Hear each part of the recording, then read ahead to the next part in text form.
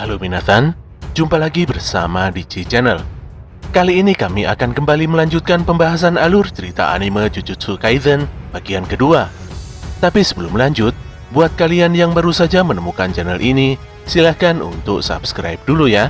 Dan jangan lupa juga untuk menyalakan notifikasinya, agar kami semakin semangat untuk menghadirkan konten-konten menarik buat kalian.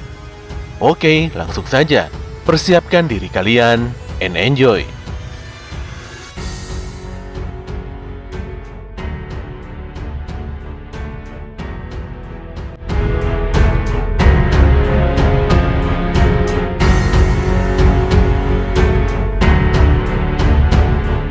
Walaupun cuaca tidak bersahabat, Itadori, Fushiguro, dan Nobara tetap menjalankan tugasnya untuk menyelidiki sebuah gedung penjara tua. Informasinya, terdapat 5 tahanan yang masih tertinggal di sana bersamaan dengan janin terkutuk. Dan seandainya janin terkutuk ini adalah tipe kutukan yang mampu berubah, diperkirakan janin tersebut bisa menjadi kutukan tingkat tinggi. Fushiguro berkata, biasanya roh terkutuk seperti itu hanya akan dihadapi oleh penyihir yang setara dengannya. Seperti saat ini, seharusnya Gojo Sensei lah yang harus melawannya. Sayangnya untuk saat ini dia masih ada urusan yang lebih penting. Mereka bertiga pun memutuskan untuk memasuki gedung tua tersebut dan menolong 5 orang yang berada di dalam sana. Sebelum masuk, Fushiguro mengeluarkan roh anjing miliknya. Tujuannya adalah untuk memberitahukan peringatan apabila nanti ada kutukan yang mendekat. Walaupun baru memasuki gedung, Fushiguro menyadari kalau ini adalah teknik perluasan area karena energi kutukan. Mereka bertiga pun melanjutkan pencariannya di sebuah ruangan terbuka. Mereka juga melihat jasad yang telah dihancurkan dengan sangat sadis. Melihat hal ini, Itadori sebenarnya berniat membawa jasad yang masih utuh karena masih bisa dikenali. Namun Fushiguro tidak ingin membuang banyak waktu. Dia pun meminta Itadori untuk meninggalkan jasad tersebut. Tak ayal perdebatan pun terjadi karena mereka memiliki alasan masing-masing untuk menolong orang. Nobara yang hendak menghentikan pertikaian kedua rekannya ini malah tertarik dari bawah dan menghilang begitu saja. Hal ini pun membuat Fushiguro begitu panik. Mengapa roh anjingnya tidak bisa mencium kutukan yang mendekat? Tentu saja roh anjingnya tidak bereaksi karena roh tersebut telah mati mengenaskan. Ketika Fushiguro meminta Itadori untuk segera kabur, tiba-tiba saja kutukan tingkat tinggi muncul tepat di tengah mereka berdua. Level kekuatan kutukan yang begitu tinggi membuat Itadori dan Fushiguro kesulitan untuk bergerak. Itadori pun mengerahkan segala keberanian dan memaksa untuk menyerang si kutukan tersebut dengan goloknya. Sayangnya, dia harus rela kehilangan tangannya karena serangan balik dari kutukan tingkat tinggi. Scene berpindah ke Nobara. Nobara sendiri saat ini tidak mengetahui sedang berada di mana. Suasana ruangan yang begitu gelap membuatnya tidak bisa melihat apapun. Dia pun menjadi bergidik saat merasakan banyaknya aura keberadaan kutukan yang mendatanginya. Kembali lagi pada Itadori dan Fushiguro. Di dalam alam bawah sadarnya, Itadori meminta bantuan pada Sukuna. Sayangnya Sukuna tidak berniat membantunya sama sekali. Sukuna bahkan mengancam akan membunuh teman-teman Itadori dulu daripada membunuh kutukan tersebut. Dalam situasi gawat ini, Itadori meminta Fushiguro untuk membawa Nobara pergi dari tempat ini. Sementara itu, dia akan menahan kutukan tingkat tinggi di hadapannya dan memberikan waktu agar Fushiguro dan Nobara berhasil keluar. Tanpa berbasa-basi, Fushiguro pun kabur untuk mencari keberadaan Nobara dengan menggunakan roh anjingnya. Di sisi lain, Nobara berhasil mengalahkan banyak kutukan yang mendekatinya, walaupun dia hampir kehabisan paku sebagai salah satu senjata utamanya. Dalam satu serangan saja, kutukan tingkat tinggi tersebut mampu menghempaskan Itadori.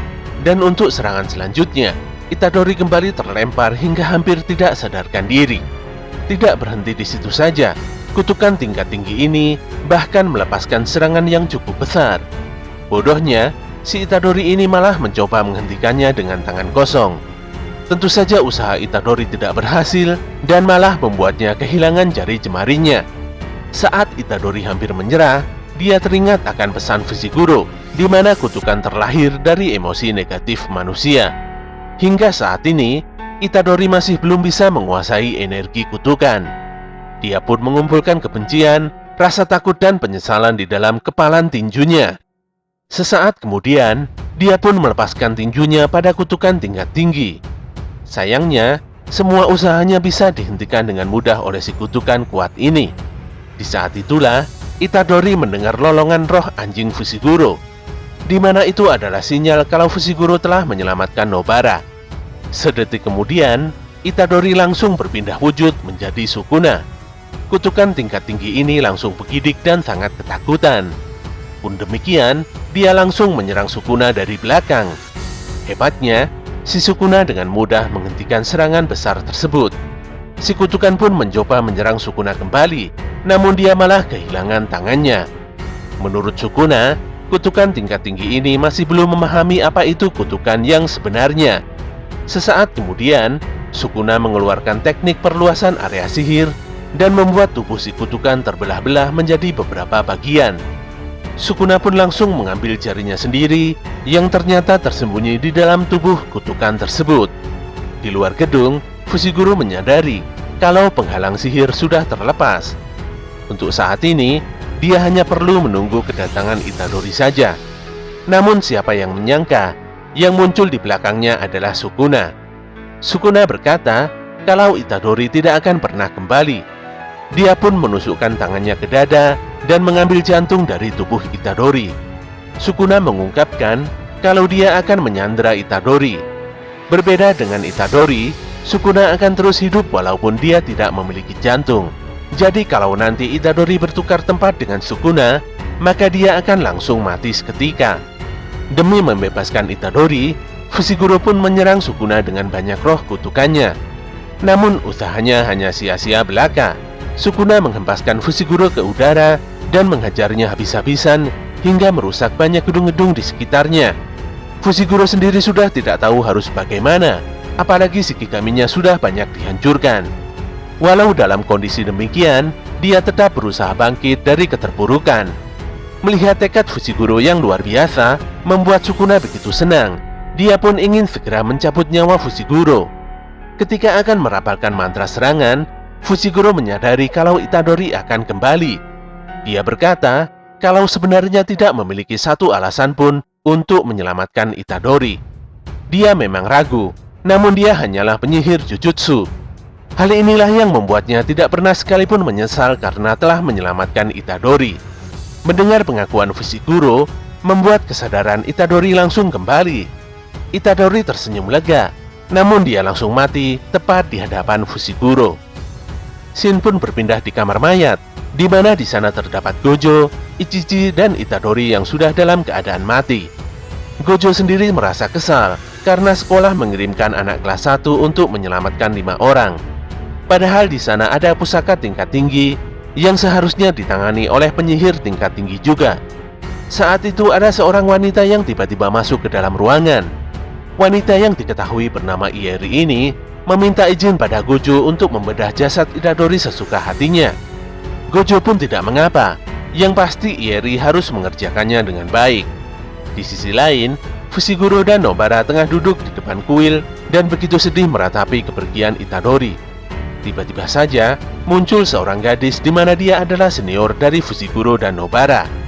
Gadis yang bernama Maki ini datang bersama dengan rekan-rekannya. Fushiguro menjelaskan kalau Maki dan rombongannya adalah anak kelas 2 SMA Jujutsu. Maki sendiri adalah murid terbaik di antara pengguna senjata kutukan, sementara Inumaki adalah pengguna mantra kutukan, dan ada juga sosok Panda. Panda berkata kalau tujuan kedatangan mereka yang sebenarnya adalah mengajak Fushiguro dan Nobara untuk berpartisipasi di acara pertukaran sekolah putri Kyoto. Di dalam acara pertukaran ini, kepala sekolah dari Tokyo dan Kyoto akan mengirimkan proposal kompetisi tentang apa yang akan dilaksanakan selama 2 hari penuh. Setiap tahun di hari pertama adalah pertarungan tim, dan di hari kedua adalah pertarungan perorangan. Setelah mendengarkan penjelasan tersebut, Fushiguro dan Nobara pun memutuskan untuk menerimanya dengan alasan agar menjadi lebih kuat dari sebelumnya. Di dalam tubuh Itadori, Sukuna menjadi jengkel karena Itadori dengan seenaknya melihat ke dalam dirinya tanpa izin. Kesal karena telah dibunuh, Itadori pun langsung menyerang Sukuna. Sukuna pun dengan mudah menghindar dan melakukan serangan balik. Sukuna menjelaskan kalau tempat ini bukanlah alam baka, melainkan hanya penghalang sihirnya. Bisa dibilang saat ini Itadori sedang berada di dalam pikiran Sukuna.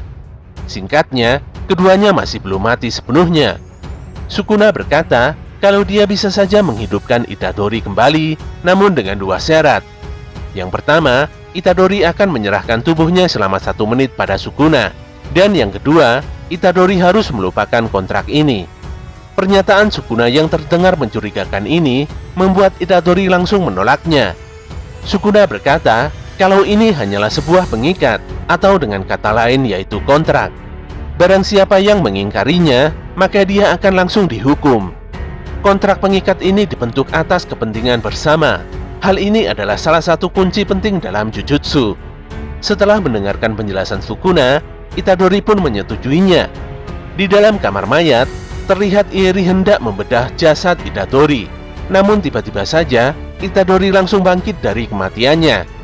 Semua orang yang berada di ruangan tersebut pun menjadi kaget bukan main. Di sebuah restoran cepat saji, Geto beserta dengan kutukan tingkat tinggi lainnya terlihat sedang melakukan rencana tentang bagaimana cara mengalahkan Gojo Satoru, dan tentunya membuat Sukuna menjadi bagian dari pihaknya. Geto berkata, daripada membunuh, lebih baik fokus untuk menyegel Gojo saja. Hal ini dilakukan karena Geto memiliki pusaka terkutuk tingkat tinggi, yaitu ranah penjara.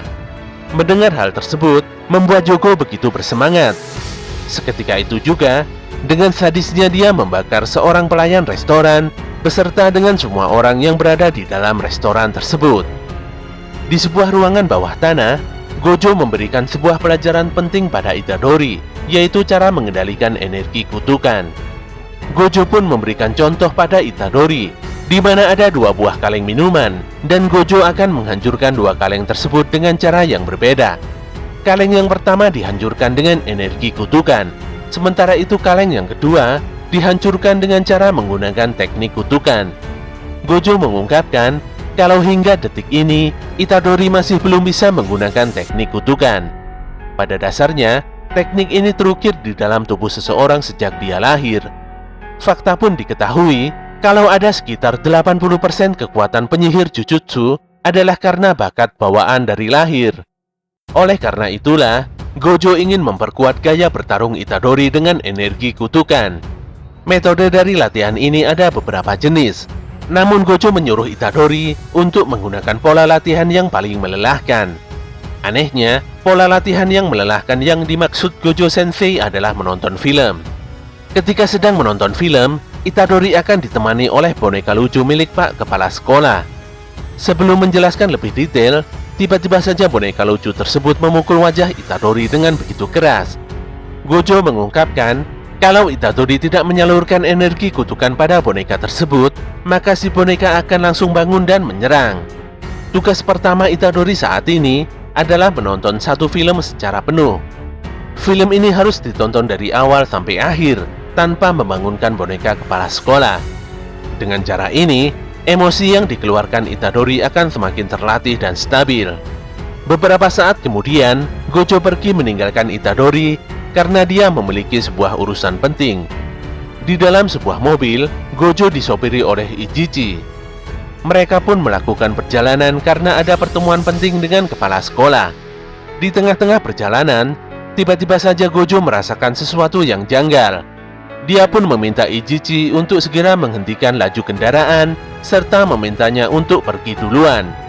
Tak berselang lama setelah kepergian Ichichi, tiba-tiba saja Gojo diserang oleh kutukan tingkat tinggi dari udara, yang tidak lain adalah Jogo. Dan cerita pun berlanjut lagi nanti pada bagian ketiga. Bila kalian suka video ini, silahkan di like, komen, dan share sebanyak-banyaknya. Jangan lupa juga untuk subscribe ya. Kami undur diri dulu, dan sampai jumpa kembali di konten kami selanjutnya.